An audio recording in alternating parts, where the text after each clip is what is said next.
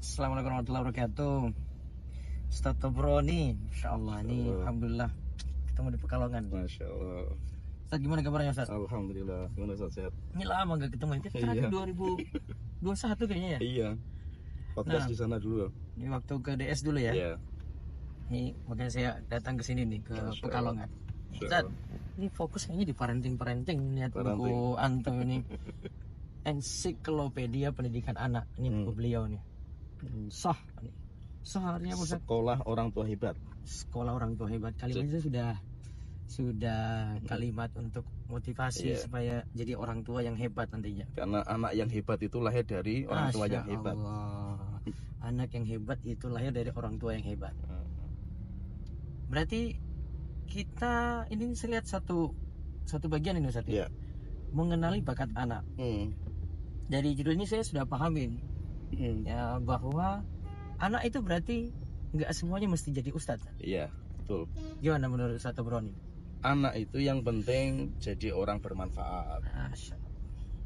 Itu kan manusia terbaik itu kan yang bermanfaat. Iya. Apakah yang bermanfaat itu harus jadi ustadz? Apakah yang masuk surga itu cuma ustadz kan gitu? Ya. Betul. Makanya Misalnya seorang dokter, Iya. Misalnya seorang engineer Iya. gitu ya. kalau Yes. kita lihat sama sahabat saja nggak semua jadi ustadz kan? Ya kan? Iya. Jadi sahabat macam-macam kan, ada yang fokus di jihad, ada yang kerja jadi pengusaha, ada yang jadi ulama, macam-macam kan gitu loh. Jadi nggak semua harus jadi ustadz. Yang penting anak kita itu menjadi orang hebat di potensi yang Allah berikan kepada dia. Jadi potensi itu kayak jalan masuk surganya anak kita gitu loh. Nikmati saja orang tua bahwa anak kita itu hebat di potensi itu gitu loh. Dan insya Allah kehebatan anak itu bisa memasukkan dia ke surga selama fitrah iman ditumbuhkan kan gitu. Oke. Jadi nggak usah dijadikan ustadz dipaksa gitu loh. Iya. Tapi dipaksa jadi ustadz malah tapi mumet nanti kan. sebagian besar orang tua yang masukkan anak di pondok itu pingin anaknya Iya. jadi ustadz. Ya. Dan itu orientasi yang kalau bagi saya nggak benar. Mondok Ekspektasi itu terlalu ya, tinggi untuk anak ya. ya. Mondok itu tujuan untuk belajar, menghilangkan kebodohan terhadap ilmu agama. Supaya jadi baik. Ya, supaya jadi baik. Bukan menjadi ustadz. Ustadz itu hanya profesi kan. Nah, jadi intinya hai orang tua jangan sampai kita itu beranggapan anak saya harus jadi ustadz. Apalagi terkadang ustadznya ustadz A wis. Kayak Ustadz Safik anak saya. Karena banyak sekarang orang tua Kayak seperti Syekh itu. ini, Kayak gitu. Syekh ini gitu. Nah, itu. Padahal anak kita potensinya mungkin di bidang yang lain. Nah, terkadang orang tua tidak mengakui potensi anak itu kan gitu. Nah, berarti kalau anak misalnya dia ya kita taruhlah masukkan di pondok. Nah, setelah di pondok ini dia pingin supaya masuk ke sekolah umum karena dia bakatnya di situ. Iya. Nah, bagaimana menurut Ustaz Broni? Kalau bagi saya nggak ada masalah. Selama yang pertama fitrah iman sudah ditumbuhkan, Oke. benteng ilmu agamanya sudah dikuatkan gitu. Oke. Kenapa? Karena dokter itu wajib berdakwah, ya kan?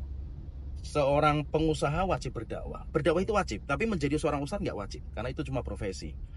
Kita butuh dokter yang ilmu agamanya bagus, sehingga ketika dia ngobati bisa ngasih nasihat kepada pasien. Ya. Seorang PNS tapi dia agamanya bagus, dia nanti ketika kerja bisa amanah, bisa ya totalitas ketika kerja untuk negara, kan ibadah kan itu luar biasa kan gitu. Walaupun dia mungkin statusnya bukan ustadz kan gitu. Berarti ini juga yang saya sayangkan tuh ada di sebagian pondok itu saya datangi. Pondok ini dia khawatir sekali kalau anaknya itu masuk di sekolah umum setelah dari pondok ini gitu loh. Padahal memang ada anak-anak yang potensinya di situ. Tapi betul. ada satu lagi nih Ustaz. Anak juga kadang ketika masuk di pondok ini, ketika dia keluar, dia kayak merasa saya merdeka nih. Saya sudah hatam pondok, sudah selesai. Ketika dia bilang sudah hatam pondok, setelah keluar dari pondok bebas dia merdeka ya. Sampai saya lihat nih ada pondok gitu ya. Saya ngajar di sekolah di kampus umum sebenarnya. Saya lihat ini, saya tanya, Mbak ini jenengan dulu mondok ya? Betul Ustaz. Oh gitu, di mana? Baru saya sudah tahu pondoknya. Ya Allah, aku jadi kayak begini di jilbabnya. Ya beda dengan dia di pondok gitu loh. Jadi memang ada sesuatu dampak ketika mungkin kayak orang tua maksa gitu ya. Dorong pokoknya kamu harus masuk sini, habis ini jadi ustadz gitu ya. Nah, dampaknya ketika dia lulus, saya sudah selesai Bu. Saya sudah hatam pondok. apa yang saya nggak pelajari di sana saya sudah pelajari. Betul. Maka saatnya saya merdeka. Maka ketika keluar dari pondok bebas benar. Itu efek dari apa Ustaz kayak jadi gitu? ini efeknya itu pertama kalau saya lihat pemaksaan. Jadi saya sebutkan di buku saya itu orang tua itu bisa memaksakan anak ke pondok, tapi orang tua tidak bisa membuat anak cinta sama pondok. Tidak bisa membuat anak cinta pada pondok. Gitu. Orang tua bisa memaksa anak untuk membaca Quran, tapi orang tua tidak bisa membuat anak cinta sama Quran. Jadi PR-nya itu bagaimana menumbuhkan cinta dulu, ini yang menjadi masalah. Jadi banyak santri mondok karena paksaan orang tua, bukan anak cinta sama pondok kan itu. Ini yang pertama. Yang kedua, memang terkesan pondok kita itu kayak penjara susi. Ini apa nih? Ini bahasa inti saya ada. Gak apa-apa. Jadi kayak di penjara memang. Nggak usah dipotong. Jadi kayak di penjara memang, karena memang terkungkung, nggak bisa merdeka, nggak bisa apa gitu loh. Iya makanya ketika keluar ya bebas. Ya merdeka kan itu. Kalau keluar masih pakai jilbab masih mending. Ini ada kasus keluar jadi orang liberal, itu ada kan itu. Pondok kita gitu. Iya betul. Jadi ini itu ada gitu. Masa itu kenapa? Karena memang kayak pemaksaan yang anak itu jenuh. Kemudian yang ketiga kalau saya melihat itu karena potensi anak itu nggak diakui sama sekolah dan sama orang tua gitu.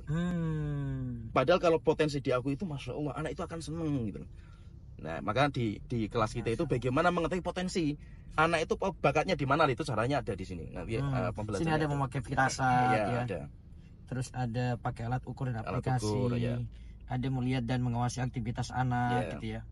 Jadi kita kadang tahu juga wah anak ini matematikanya pintar nih ini ya. Mendingan... Cuma kenapa kok kita itu tidak mengakui itu, karena obsesi yang berlebihan.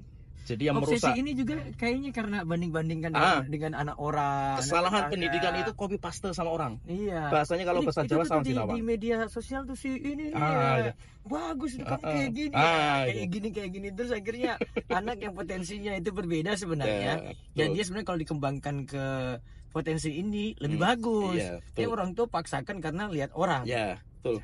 Copy paste lah pendidikan kita. Masya Allah. Ini buku bagus sekali, jadi para jamaah sekalian, rekan-rekan sekalian, ini ayah bunda terutama ya, memiliki buku ini nih. Bisa dapatkan di mana Ustaz? Nanti di Shopee ada insyaallah. Shopee ada. Atau ikuti Ada kelasnya juga? Kelas kita ada. Kelasnya langsung. Nanti ada infonya di mana? Media sosial di media sosial ada, Instagram ada. Oke, nanti. Jadi nanti di sini ada 75 bab. Nanti setiap bab ada video-video pendek dari saya langsung. Nanti setiap video ada ujian. Oke. Nah, jadi orang tua bisa belajar intens nanti di situ, insyaallah. Nah, bagus tuh.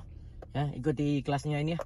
Ya, dan banyak belajar, insyaallah kita bisa mendapatkan anak hebat tuh dari orang tua yang hebat dengan izin Allah. Insyaallah. Ya, tetap hidayah Allah yang beri.